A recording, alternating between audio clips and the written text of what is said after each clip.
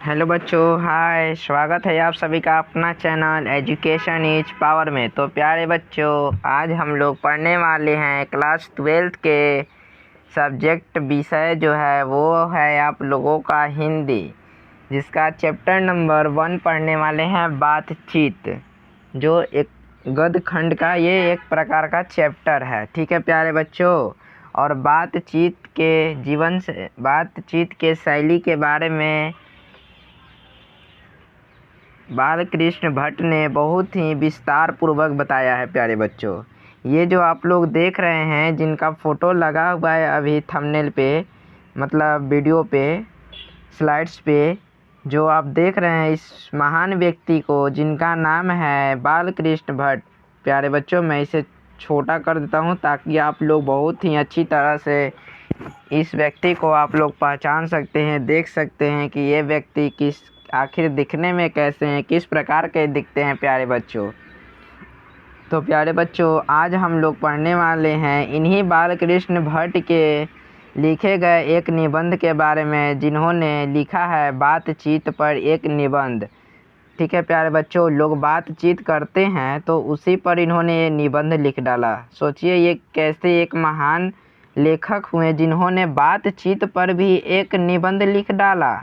ठीक है प्यारे बच्चों, लेखक तो ऐसे हैं, बताइए कैसे कैसे लेखक उभर रहे हैं हमारे जीवन शैली में। प्यारे बच्चों, तो देखिए हम लोग इस चैप्टर को स्टार्ट करते हैं, और स्टार्ट करने से पहले हम आपको एक बात ज़रूर देना चाहते हैं कि इस चैप्टर को हम लोग एक ही वीडियो में अंत करने वाले हैं। ठीक है प्यारे बच्चों, मतलब इस चैप्टर के जितने भी इंट्रोडक्शन होंगे उन सभी को इंट्रोड्यूस किया जाएगा, पूरा एक्सप्लेनेशन के साथ बताया जाएगा प्यारे बच्चों इस चैप्टर को, और प्लस में सब्जेक्टिव प्रश्न आंसर भी करवा दिए जाएंगे और ऑब्जेक्टिव प्रश्न आंसर भी आप लोगों को करवा दिए जाएंगे। ठीक है, तो आइए हम लोग इस चैप्टर को स्टार्ट करते हैं। ये जो आप लोग जिस व्यक्ति को अभी आप लोगों ने देखा, उनका नाम है बालकृष्ण भट्ट, जो कि एक महान निबंधकार लेखक हैं। ये एक प्रकार का जो है वो निबंध है प्यारे बच्चों। बातचीत जो है वो एक प्रकार का ललित निबंध है। ठीक है, और ये बालकृष्ण भट्ट का लेखक का नाम है, जिनका जन्म हुआ था, कब हुआ था, तो 23 जून 1844 में बालकृष्ण भट्ट का जन्म हुआ था। प्यारे बच्चों, 23 जून 1844 ईस्वी में।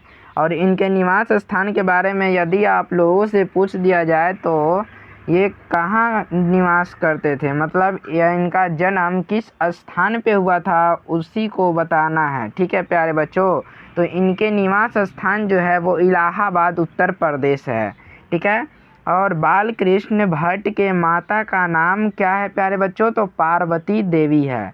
और बालकृष्ण भट्ट के पिता का नाम बेनी प्रसाद भट्ट, जो कि क्या थे, तो एक व्यापारी थे, वो व्यापार करते थे, बिजनेसमैन थे बालकृष्ण भट्ट के पिताजी।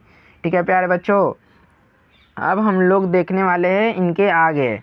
बालकृष्ण भट्ट के माता ने ही बालकृष्ण भट्ट के मन में अध्ययन की रुचि जगाई थी। मतलब बालकृष्ण भट्ट जो थे वो बचपन में उन्हें पढ़ाई लिखा यानी कि शिक्षा की कोई रुचि नहीं थी, उन्हें इन सब में मन नहीं लगता था, तो उनके माता ने ही बोला कि बेटा पढ़ ले।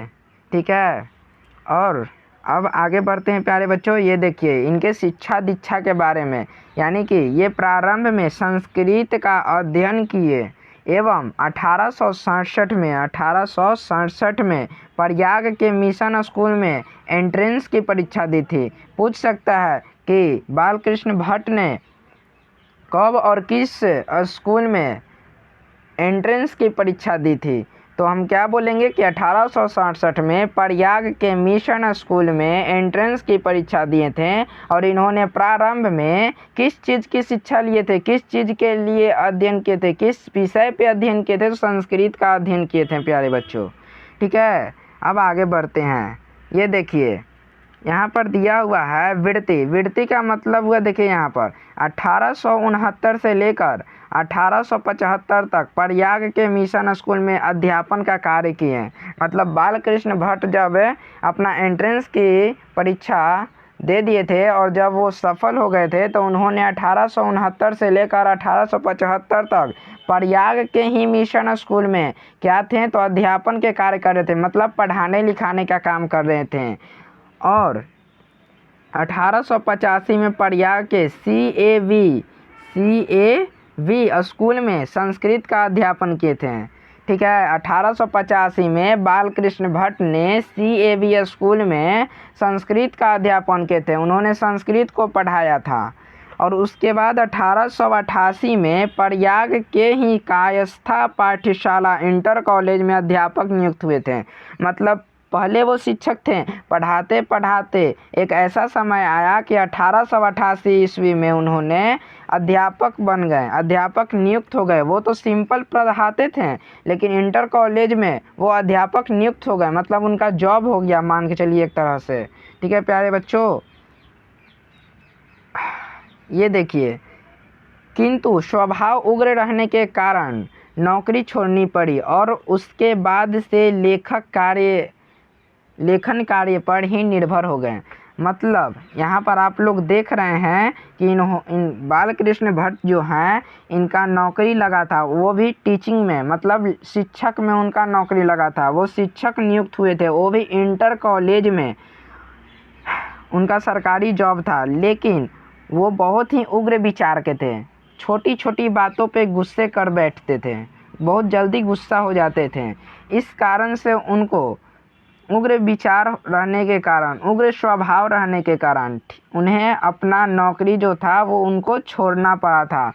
ठीक है, और उसके बाद जब उन्होंने नौकरी छोड़ा तो उन्होंने क्या प्रारंभ किया था, तो लेखन शैली प्रारंभ किया था। वो लेखक बन गए थे, पहले वो लेखक नहीं थे, पहले तो एक शिक्षक थे। शिक्षक के बाद उन्होंने अपना जॉब छोड़ते ही वो लेखन शैली में बहुत ही रुचि लेने लगे, वो लेखन कार्य को प्रारंभ किए थे। ठीक है, वो उसी चीज़ पर निर्भर रहते थे, लेखन शैली पर ही निर्भर हो गए थे। अब इनके रचनात्मक सक्रियता के बारे में जानेंगे। भारतेंदु हरिश्चंद्र की प्रेरणा से हिंदी वर्धनी सभा प्रयाग की ओर से हिंदी प्रदीप नामक मासिक पत्रिका निकालना प्रारंभ किया और इसे कितने वर्षों तक चलाते रहे, तो इन्होंने 33 वर्षों तक उस पत्रिका को, मासिक पत्रिका को उन्होंने चलाते रहे।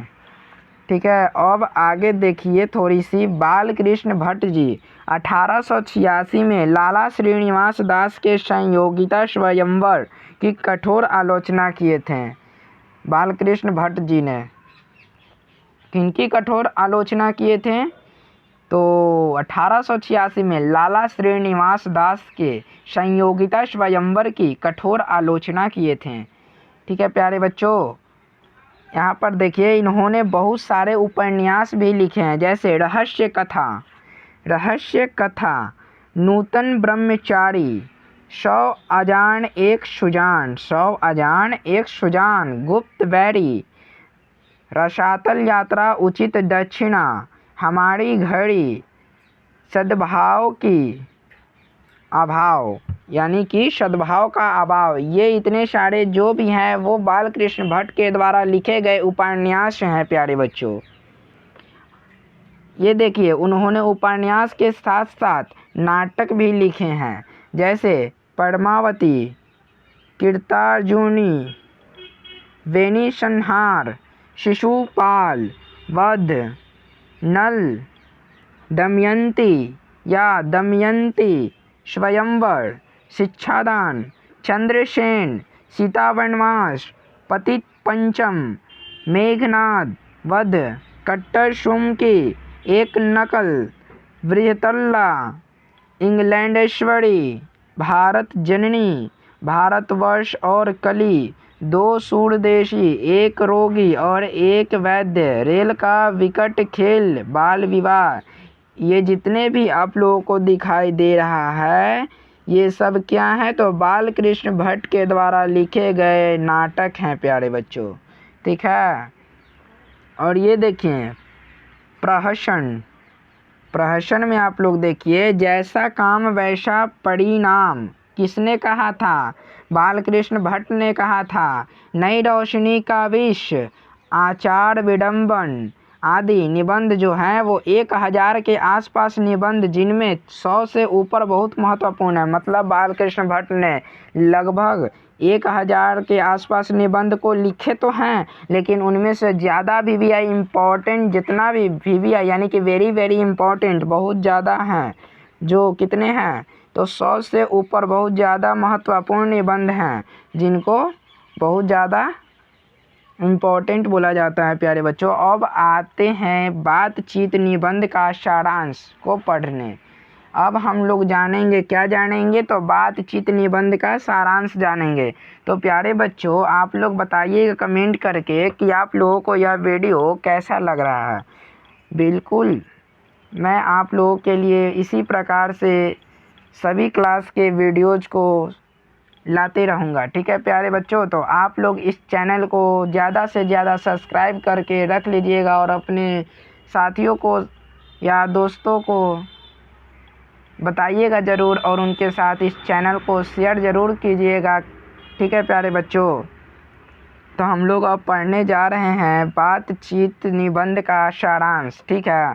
इसमें देखिए हम लोग पढ़ेंगे बातचीत शीर्षक निबंध आधुनिक काल के प्रसिद्ध निबंधकार बालकृष्ण भट्ट द्वारा लिखा गया है। यह निबंध जो है वो आधुनिक काल में बालकृष्ण भट्ट ने लिखा है, जिसमें वाक शक्ति को लेखक ने ईश्वर का वरदान बताया है। बालकृष्ण भट्ट ने वाक शक्ति यानी कि बोलने की जो शक्ति है, इसको बालकृष्ण भट्ट ने क्या बताया तो ईश्वर का वरदान बताया है, कि यह ईश्वर ने हमें वरदान दिया है ताकि हम लोग बोल रहे हैं।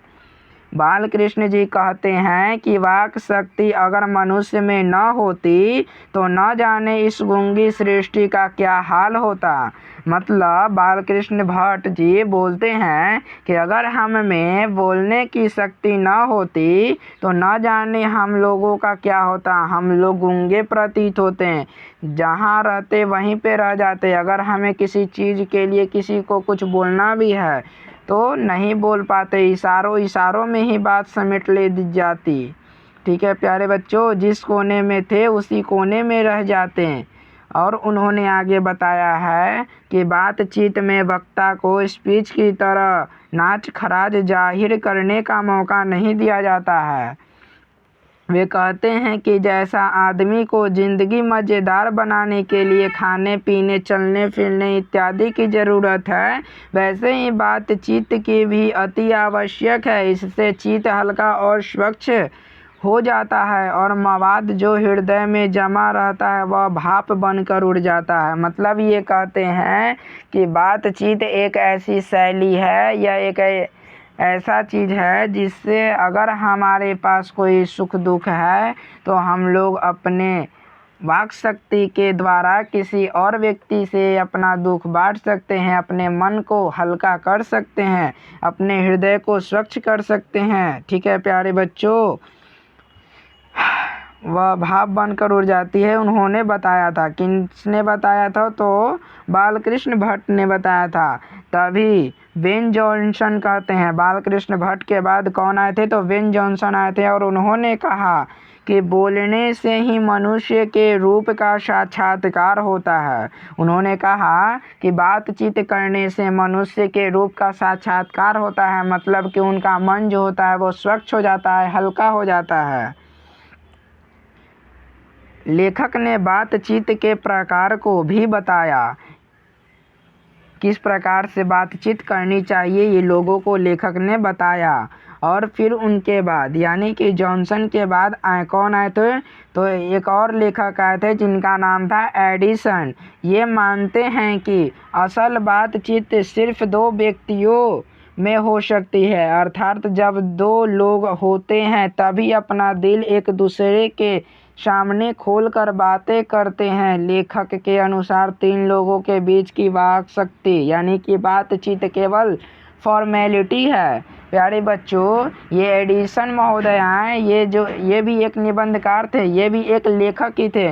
जब ये आए थे तो इन्होंने बताया कि बातचीत जो है वो असल में सिर्फ दो व्यक्ति के बीच होती है, तो वो बहुत ही अच्छी तरीके से अपने जो लोग होते हैं, दो लोग जो होते हैं वो अपनी बातों को दूसरे लोगों के सामने व्यक्त तो करते हैं लेकिन अच्छी तरह से करते हैं, यानी कि असल बातचीत जो है वो दो लोगों में की जाती है ताकि वो बहुत ही अच्छी तरीके से हो सके।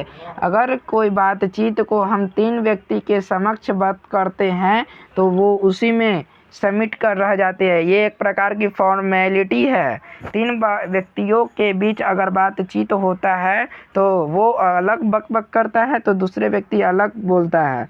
इस वजह से बातचीत जो होता है वो नष्ट हो जाता है। अच्छी प्रकार से बातचीत जो होता है वो नहीं हो पाता है। ठीक है। अब लेखक कहते हैं कि यूरोप के लोगों में बातचीत का हुनर है। लेखक जो कहते हैं, ये जो एडिसन साहब जो थे, निबंधकार जो थे, उन्होंने कहा कि यूरोप के लोगों में बातचीत करने का एक अलग ही जज्बा है, हुनर है।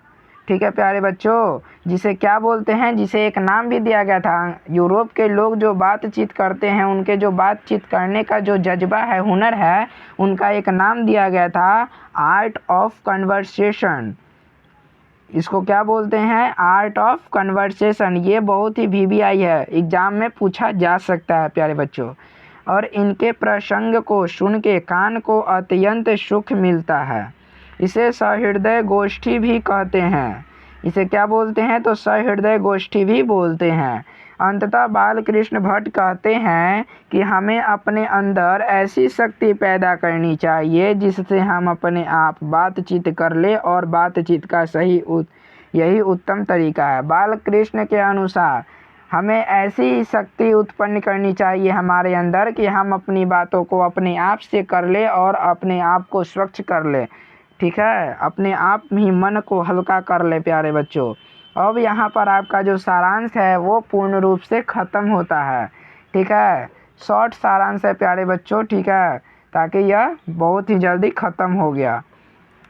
अब देखते हैं हम लोग इस चैप्टर्स के जितने भी महत्वपूर्ण सब्जेक्टिव एवं ऑब्जेक्टिव प्रश्न होंगे उनको भी हम लोग देखेंगे। बहुत ही इजी तरीके से उनका आंसर भी देने की कोशिश करेंगे प्यारे बच्चों। देखिए यहाँ पर सब्जेक्टिव क्वेश्चंस में हम लोग देखते हैं, यहाँ पर लिखा हुआ है क्वेश्चन नंबर 1 कि अगर हम में वाक शक्ति न होती तो क्या होता। तो इसका आंसर होगा प्यारे बच्चों, देखिए यहाँ पर लिखा हुआ है इसका आंसर कि अगर हम में वाक शक्ति न होती तो यह समस्त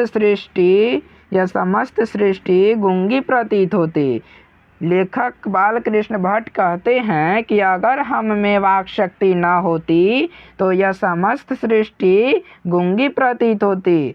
सभी लोग चुपचाप बैठे रहते और हम जो बोलकर एक दूसरे के सुख दुख का अनुभव करते हैं वह शक्ति न होने के कारण एक दूसरे से कह सुन नहीं सकते, कह सुन भी नहीं पाते, न ही अनुभव कर पाते प्यारे बच्चों। ठीक है, लेखक महोदय कहते हैं कि अगर यदि हम लोगों में वाक शक्ति ना होती तो हम लोग जहाँ बैठे हैं वहीं बैठे रह जाते, इशारों में बात करते, जो कि हर व्यक्ति को इशारों में समझ में नहीं आती। ना हम किसी के बातों को समझ पाते, ना उनके बातों को अनुभव कर पाते। अब क्वेश्चन नंबर 2 में देखिए, क्वेश्चन नंबर 2 कहता है कि बातचीत के संबंध में वेन जॉनसन और एडिसन के क्या विचार थे। इसका मतलब है कि बातचीत के संबंध में बालकृष्ण भट्ट जब बता ही रहे थे तो उनके बाद 2 और लेखक महोदय आए थे जिनका नाम था वेन जॉनसन और दूसरे का नाम था एडिसन। इन दोनों लेखक ने अपना अपना तर्क दिया था, अपने अपने विचार से एक एक तर्क प्रस्तुत किए थे। उन्होंने कहा था कि बातचीत के संबंध में वेन जॉनसन का राय है कि बोलने से ही मनुष्य के सही रूप का पता चलता है। अगर मनुष्य चुपचाप रहे तो उसके गुण दोष का कभी पता नहीं चल पाएगा।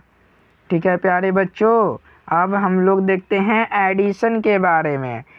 ठीक है, एडिसन जो थे, एडिसन महोदय बोलते हैं कि असल बातचीत सिर्फ दो व्यक्तियों में हो सकती है, जिसका मतलब है कि जब दो आदमी होते हैं तभी अपना दिल एक दूसरे के सामने खोल कर बात करते हैं। लेकिन अगर वहाँ कोई तीसरा व्यक्ति आता है तो फिर बातें खुलकर नहीं हो पाती है, वो बातें पलट दी जाती है। ठीक है, अब हम लोग देखते हैं आगे तीसरा नंबर क्वेश्चंस को। देखिए तीसरा नंबर क्वेश्चन कह रहा है कि आर्ट ऑफ कन्वर्सेशन क्या है। आर्ट ऑफ कन्वर्सेशन मैंने अभी अभी बताया था कि यूरोप के व्यक्तियों को बात करने की एक कला है, उनमें एक अलग ही हुनर है, जज्बा है बात करने की, जिसका नाम दिया गया था आर्ट ऑफ कन्वर्सेशन। और इसका आंसर होगा आर्ट ऑफ कन्वर्सेशन बातचीत करने की एक कला है जो किसका है, तो यूरोप के लोगों में ज़्यादा प्रचलित है। इस बातचीत कला में ऐसी चतुराई के साथ बातचीत करते हैं कि जिन्हें सुनकर कान को अत्यंत सुख मिलता है। साथ ही इसका दूसरा नाम क्या है, तो शुद्ध कोष्ठी है। शुद्ध कोष्ठी है, क्या है, शुद्ध कोष्ठी। ठीक है प्यारे बच्चों, तो देखिए अब आप लोग देखिए यहाँ पर क्वेश्चन नंबर 4 में क्वेश्चन नंबर 4 कहता है कि मनुष्य की बातचीत का उत्तम तरीका क्या हो सकता है, इसके द्वारा वह कैसे अपने लिए सर्वथा नवीन संसार की रचना कर सकता है। तो इसका आंसर हम लोग देखेंगे यहाँ पर। देखिए बहुत ही आसान आंसर है इसका। बोल रहा है कि मनुष्य में बातचीत का सबसे उत्तम तरीका उसका आत्म वार्तालाप है, अपने आप बात करने की एक शक्ति है। मनुष्य अपने अंदर ऐसी शक्ति विकसित करे जिसके कारण वह अपने आप से बात कर सके। आत्मा वार्तालाप बोले तो आत्मा वार्तालाप से तात्पर्य क्रोध पर नियंत्रण किया जाए, जिसके कारण किसी दूसरे व्यक्ति को कष्ट न हो। मनुष्य को अपनी वाणी में मधुरता लानी चाहिए। इस तरह की विचार व्यवहार से लोगों के बीच कि आपसी बैर समाप्त हो जाए और मनुष्य अपने लिए एक नया संसार की रचना कर पाएगा। बातचीत का यही सबसे उत्तम तरीका है। ठीक है प्यारे बच्चों, अब यहाँ पर दिया हुआ है क्या करने के लिए, तो आप लोगों को बोला जा रहा है क्वेश्चन नंबर 5 में व्याख्या करने के लिए, यानी कि कुछ ऊपर दिया हुआ होगा और उसका नीचे अर्थ में उसका व्याख्या करना होगा। जैसे यहाँ पर देखिए 5 के ए में बोल रहा है कि हमारी भीतरी मनोवृत्ति नए नए रंग दिखाती है। वह प्रपंचात्मक संसार का एक बड़ा भारी आईना है, जिसमें जैसी चाहो वैसी सूरत देख लेना कोई दुर्घट बात नहीं है। ठीक है प्यारे बच्चों, और इसका आंसर देखिए आप लोग, बहुत ही आसान है, लंबा तो है लेकिन बहुत ही इजी है। ठीक है प्यारे बच्चों, बस समझने की खेल है। देखिए इसमें बोला जा रहा है, बहुत ही सजा के लिखना है थोड़ा सा, ये 5 नंबर में आता है। ठीक है प्यारे बच्चों, यह ऐसा इस प्रकार का क्वेश्चन जो है वो 5 नंबर में पूछे जाते हैं प्रत्येक एग्जाम में।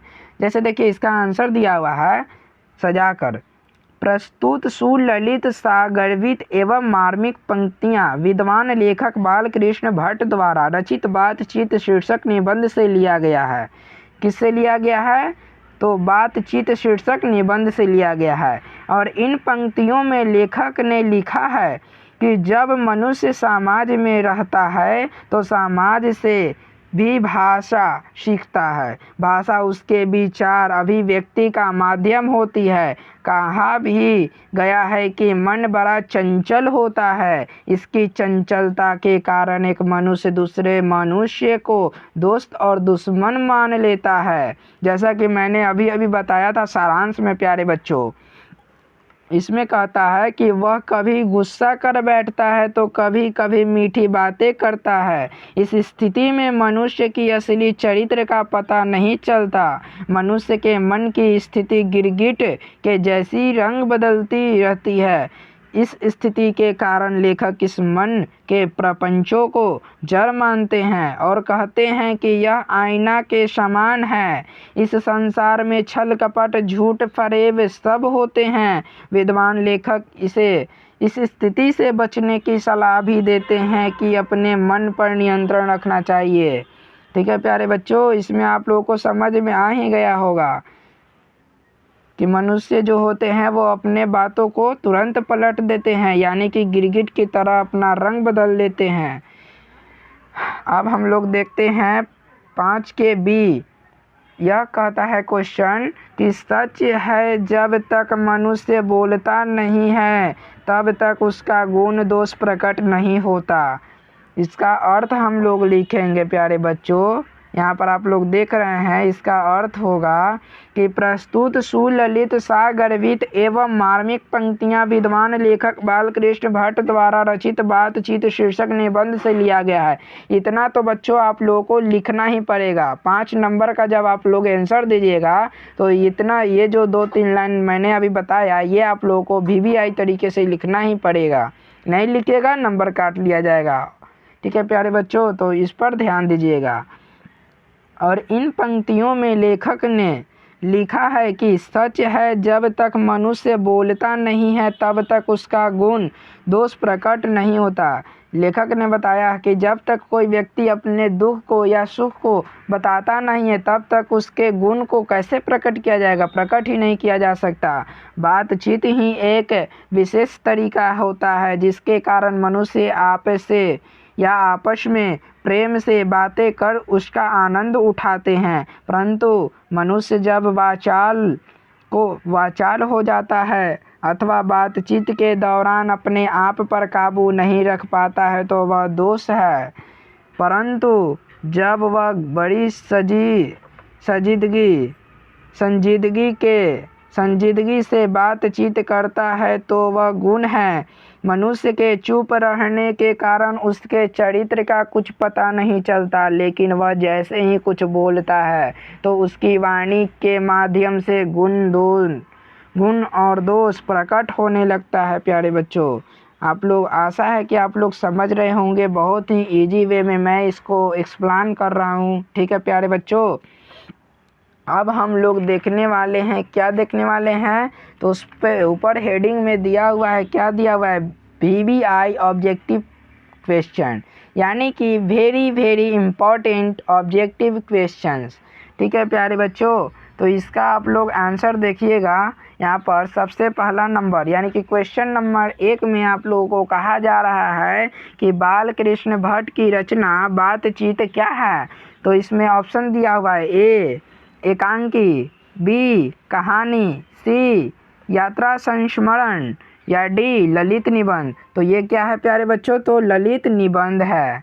ठीक है, अब देखिए क्वेश्चन नंबर 2 में कह रहा है, क्वेश्चन नंबर 2 में क्या कह रहा है कि बालकृष्ण भट्ट किस युग के निबंधकार हैं। बताइए, अभी मैंने बताया था कि बालकृष्ण भट्ट किस युग के निबंधकार हैं। ऑप्शन नंबर A प्रसाद युग के, जिसको प्रसिद्ध युग लिखना चाहिए था। ठीक है, B भारतेंदु युग के, C द्विवेदी युग के और D स्वातंत्र्योत्तर युग के। तो इसका सही आंसर होगा, क्या होगा प्यारे बच्चों, आप लोग भी बताइएगा। ऑप्शन नंबर B होगा, भारतेंदु युग के। अब देखिए क्वेश्चन नंबर 3 में बोल रहा है कि मनुष्य की बातचीत का उत्तम तरीका क्या है। मैंने अभी बताया था मनुष्यों के बातचीत का उत्तम तरीका क्या है। देखिए यहाँ पर ऑप्शन में दिए हुए हैं, A विद्वत्पूर्ण या विवादपूर्ण बात करना, तर्कपूर्ण बात करना, C भीड़ से बात करना या D आवांक होकर अपने से बातचीत करना। तो इसका ऑप्शन नंबर क्या होगा, D होगा, आवांक होकर अपने से बातचीत करना, यानी अपने आप में वार्तालाप करना। ठीक है प्यारे बच्चों, यहाँ पर देखिए क्वेश्चन नंबर 4 में बोल रहा है कि संवाद में सबसे महत्वपूर्ण क्या है। तो ऑप्शन नंबर A देखिए, तर्क, B जिज्ञासा, C आत्मीयता, D प्रवाहपूर्ण भाषा। तो बताइए 4 का आंसर क्या होगा। 4 का सही आंसर होगा आत्मीयता। ठीक है प्यारे बच्चों, तो यहाँ पर देखिए क्वेश्चन नंबर 5 बोल रहा है कि बालकृष्ण भट्ट का जन्म कब हुआ था। मैंने अभी बताया था आप लोगों को कि बालकृष्ण भट्ट का जन्म कब हुआ था। यहाँ पर देखिए ऑप्शन नंबर A बोल रहा है 23 जून 1884 को, ऑप्शन नंबर बी 23 जून 1844 को, ऑप्शन नंबर सी 20 जुलाई 1902 को, या फिर ऑप्शन नंबर डी 18 दिसंबर 1834 को। तो इसका सही आंसर होगा प्यारे बच्चों ऑप्शन नंबर बी 23 जून 1844 को हुआ था। ठीक है, अब देखिए क्वेश्चन नंबर 6 में संयोगिता स्वयंवर रचना है किसका है?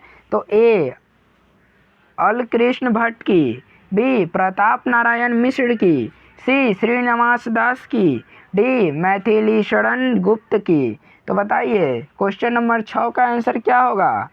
यहाँ पर क्वेश्चन नंबर 6 का सही आंसर होगा ऑप्शन नंबर सी श्रीनिवास दास की। ठीक है प्यारे बच्चों, तो अब देखिए आगे यहाँ पर दिया हुआ है, आगे क्या दिया हुआ है? तो देखिए 7 नंबर में बोल रहा है कि कौन सी रचना बालकृष्ण भट्ट की नहीं है। मतलब इसमें देखिए 4 ऑप्शन दिए हुए हैं।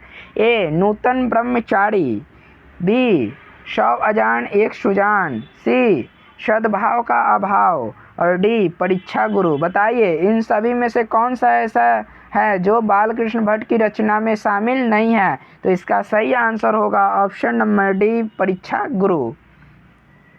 अब क्वेश्चन नंबर 8 देखिए, कौन सी रचना बालकृष्ण भट्ट की है? इसमें पूछ रहा है कि कौन सी रचना जो है वो बालकृष्ण भट्ट की है। तो देखिए ऑप्शन नंबर ए कहता है रेल का विकट खेल, बी कछुआ धर्म, सी रेणुका, डी प्राचायाम विधि। तो बताइए 8 का सही आंसर क्या होगा?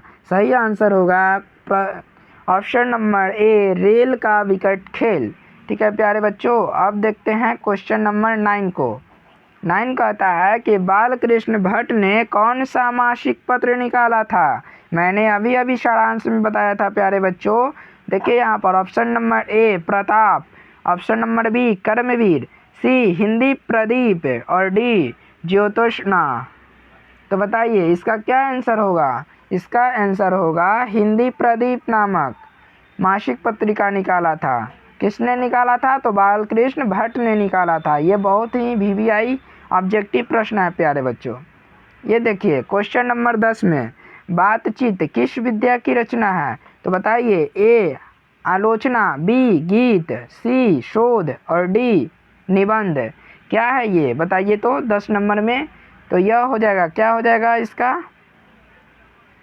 तो इसका सही आंसर होगा ऑप्शन नंबर डी निबंध। ठीक है प्यारे बच्चों, अब आते हैं प्रश्न संख्या 11 में, यानी कि क्वेश्चन नंबर 11 में रॉबिन्सन क्रूसो ने 16 वर्ष के उपरांत किसके मुख से एक बात सुनी? बताइए ए फ्राइडे के, बी संडे के, सी एडिसन के, डी स्टील के।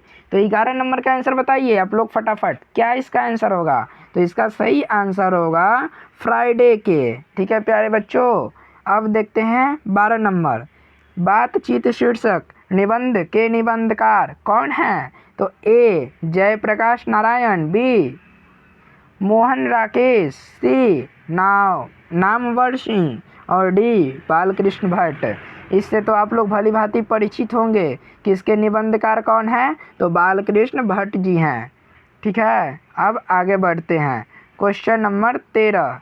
देखिए यहाँ पर दिया हुआ है 13 कहता है कि बातचीत के माध्यम से बालकृष्ण भट्ट क्या बतलाना चाहते हैं? ऑप्शन नंबर ए बातचीत की शैली, बी भाषण की शैली, सी संवाद की शैली, या इनमें से कोई नहीं, डी में। बताइए क्या बतलाना चाहते हैं बालकृष्ण भट्ट? तो ये बतलाना चाहते हैं बातचीत की शैली, जो कि ऑप्शन नंबर ए होगा।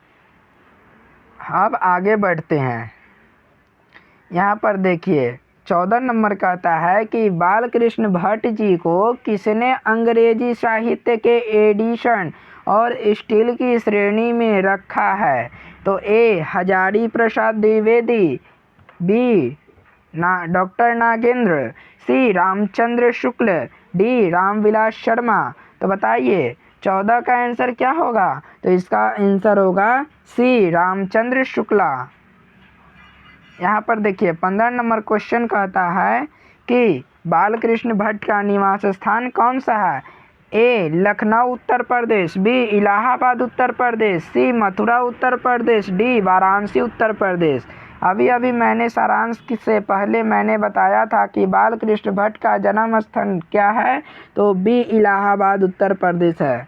ठीक है प्यारे बच्चों, अब 16 नंबर को देखते हैं। बालकृष्ण भट्ट ने किस पत्रिका का संपादन किया था? ए आर्यावत, बी हुंकार, सी हिंदी प्रदीप, डी पंजाबी केसरी या पंजाब केसरी बोलते हैं। ठीक है, तो इसका 16 का आंसर क्या होगा? तो हिंदी प्रदीप नामक पत्रिका को उन्होंने निकाला था, संपादन किया था प्यारे बच्चों।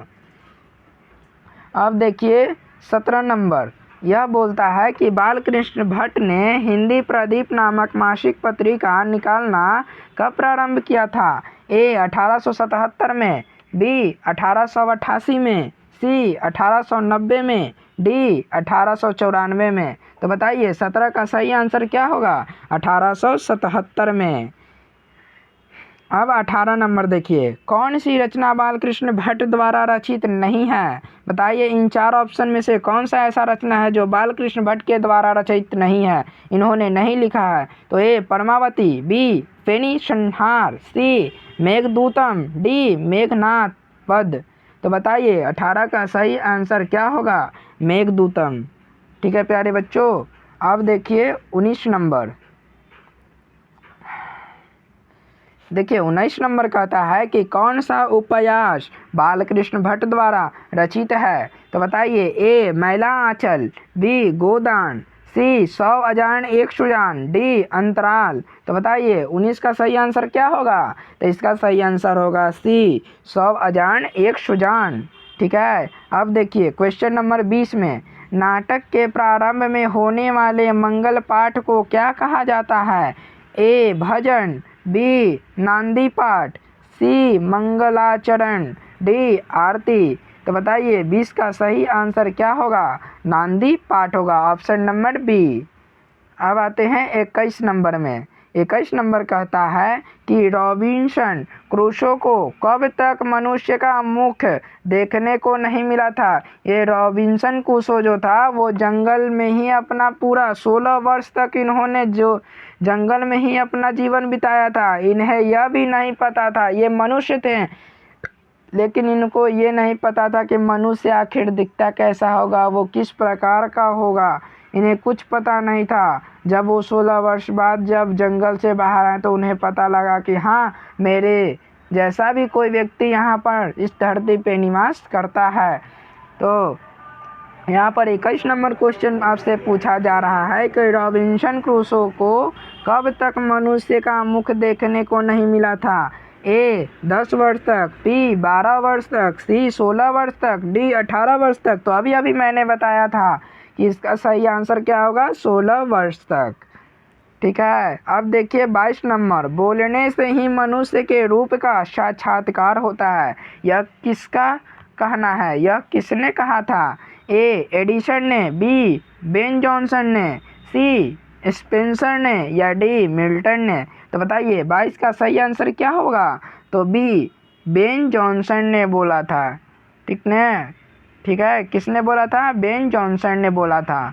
अब यहाँ पर देखिए 23 नंबर, असल बातचीत सिर्फ 2 व्यक्तियों में ही हो सकती है, यह किसका मत है? तो ए एडिसन का, बी बेन जॉनसन का, या फिर सी मिल्टन का, या फिर डी स्पेंसर का। बताइए 23 नंबर का सही आंसर क्या होगा? तो ऑप्शन नंबर ए एडिसन का होगा प्यारे बच्चों। ठीक है, अब देखिए 14 नंबर में आपसे बोला जा रहा है 14 नंबर में कि एडिसन के अनुसार असल बातचीत कितने लोगों के बीच हो सकती है? ए 2 लोगों के, 3, बी 3 लोगों के, सी 4, डी 5। बताइए कितने लोगों के बीच असल बातचीत हो सकता है एडिसन के अनुसार? तो ऑप्शन नंबर ए 2 लोगों के साथ। ठीक है, अब देखिए क्वेश्चन नंबर 25 कहता है कि बातचीत से मन किस प्रकार का हो जाता है? ए क्रोधपूर्ण, बी भारी और बोझिल, सी हल्का और स्वच्छ, डी इनमें से कोई नहीं। तो बताइए 25 का सही आंसर क्या होगा? हल्का और स्वच्छ। ठीक है प्यारे बच्चों, आई होप कि आपको इस वीडियो को बहुत अच्छी तरह से देख रहे होंगे। इस वीडियो को स्किप नहीं कीजिएगा। ठीक है प्यारे बच्चों, और इस वीडियो को लाइक कीजिएगा, सब्सक्राइब कीजिएगा और अपने अन्य दोस्तों के साथ शेयर ज़रूर कीजिएगा। और ख़ास बात यह है कि आप लोग इस वीडियो को सब्सक्राइब करके ज़रूर रख लीजिएगा, ताकि इस वीडियो पर आने वाला नोटिफिकेशन सबसे पहले आपके पास ज़रूर आए। इसी प्रकार मैं आप लोगों को इसी प्रकार का यह वीडियो आप लोगों को मैं देता रहूँगा। हर क्लास का वीडियो मैं अपलोड करता रहूँगा प्यारे बच्चों। यहाँ पर देखिए क्वेश्चन नंबर 26 कहता है कि किसके न होने से सृष्टि गुंगी प्रतीत होती है। ए स्मरण शक्ति की, बी वाक शक्ति की, सी दिव्य शक्ति की, डी स्वमरण शक्ति की। तो बताइए इसका सही आंसर क्या होगा। ऑप्शन नंबर बी होगा प्यारे बच्चों, वाक शक्ति। अब आते हैं 27 नंबर। आर्ट ऑफ कन्वर्सेशन कहाँ के लोगों में सर्वाधिक प्रचलित है। तो ऑप्शन नंबर ए अफ्रीका के, बी भारत के, सी यूरोप के और डी कनाडा के। तो बताइए इसका सही आंसर क्या होगा। मैंने बताया था कि आर्ट ऑफ कन्वर्सेशन जो है किसके हैं, तो यूरोप के लोगों के लिए ज़्यादा प्रसिद्ध है। अब देखते हैं इस चैप्टर के इस पाठ के सबसे अंतिम प्रश्न संख्या 28 को। तो देखिए यह आखिरी प्रश्न है इस चैप्टर का प्यारे बच्चों, और इसके बाद आपका चैप्टर जो होगा वो समाप्त हो जाएगा। यहाँ पर देखिए बालकृष्ण भट्ट किस काल के रचनाकार हैं। तो बताइए ए आदिकाल, बी भक्ति काल, सी रीतिकाल और डी आधुनिक काल।